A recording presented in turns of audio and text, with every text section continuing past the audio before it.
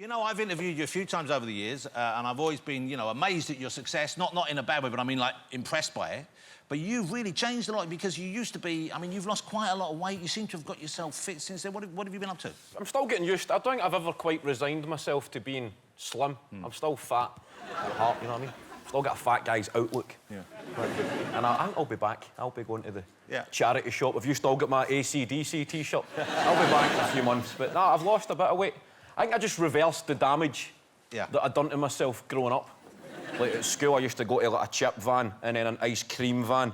Like, 2 of my 3 meals a day were from a van. So that's going to make you quite a big guy. So this was a conscious thing, though, was it? And is it because you've got more money now, because you're more successful, do you think? I don't know, maybe. I don't know. Like, you can afford sort of healthier food, like, like avocados and stuff like that.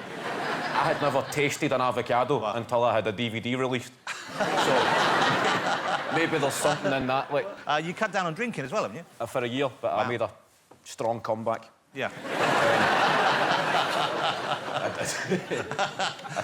Was that just like, I want to have a clean year, I want to kind of refresh myself, or was it was there a reason? I don't know. I think it's just when you hit a certain age, hangovers start to, like, become horrific. Yeah. But you're not that old. How are you? Are you 32 now? 32. And now you're thinking now it's time to settle down? I think you have a partner, I believe. Yes. Now, does she work in the entertainment business, or does she have what we would consider a real job? She is a civilian. She's a real person.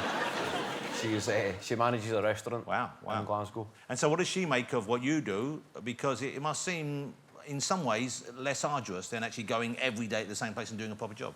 I know. But she's come on the road a few times. She came to I toured Australia and New Zealand, and then we done Hong Kong and Singapore, and she came to them once, but it's kind of hard to get her to come to fucking Swindon on a Tuesday night or whatever, but she's good and she's supportive and she's funny herself, so she's a good person. She gets stand-up, you know what I mean? Yeah. If you've got an idea for a joke, I can bounce it off Kerry, and she's good for feedback and honest as well. You mentioned performing in Hong Kong and other parts of the world, so you travel outside of the UK, your material travels well outside of have you done Europe?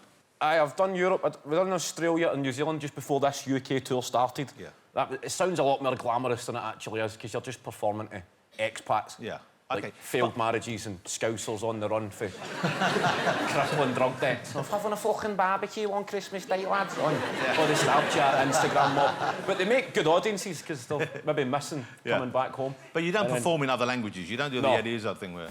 No. OK. But you speak Spanish. You learnt Spanish recently, didn't you? Oui. Yes. That was a joke there. Yeah, see, in Poco. That was the last time we were on as well. You were about to learn, yeah. I was going off to do a course in Spain, just after my last tour. I think when you do a big, massive tour, it's important to sort of disconnect and just go somewhere where nobody knows you or whatever. So I went to Madrid and done a course in Spanish for 6 weeks. And they didn't know that you were a comedian? They didn't know what you did? I felt as if I'd been placed under the witness protection scheme. Because the class was just like Americans, a couple of Chinese, Japanese, Moroccan. So you need to introduce yourself every Monday morning for the new people in the class. So I thought, I don't want to say, my name's Kevin and I'm a comedian, because then it's a bit weird, isn't it? So what did you say? Whatever. What was this deep cover version of yourself? I said I was an electrician. I don't know. There was a van parked outside the college in the morning that said electricistas, so I presumed that was electricians. Yeah. So every Monday morning my name is Kevin and I'm an electrician. But then a lot of British people were in the college and started seeing me at the lunch breaks. So they were waiting outside my classroom for like, a selfie. So then the rest of my class are going, why the fuck do they want a selfie with Big Kev, the electrician? So I was in a sort of web of lies, like, oh, I'm a celebrity electrician. We're the new chefs. I was on the Great British Rewire or whatever, so it became a bit... I had to come clean with the class, and then they start Googling you, and then it kind of lost its charm. OK, now, here's the exciting thing. Kevin has a DVD out called The Brand New Tour, and this tour of yours, wow, what a success. I mean, you did 19 nights, I believe, at the Hydra in Glasgow. Yeah. That's a 12,000-seater. Yeah. So that's close to 250,000 people. Now, how many people are there in Glasgow? 600,000. OK, so nearly half of the people in Glasgow went to see you.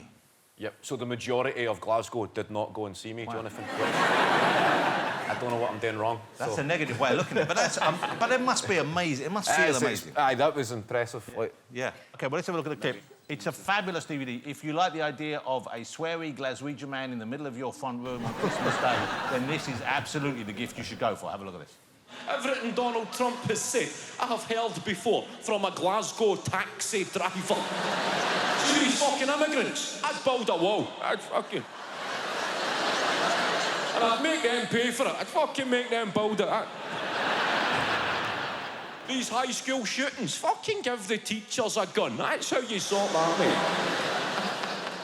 That was a Trump proposal to combat high school gun massacres. Arm the teachers. That's fucking hilarious. The amount of unhinged lunatics who taught me.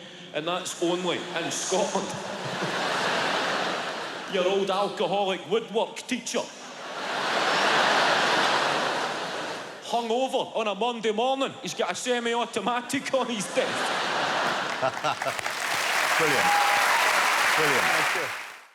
Give me a quid or you're getting stabbed. Just you.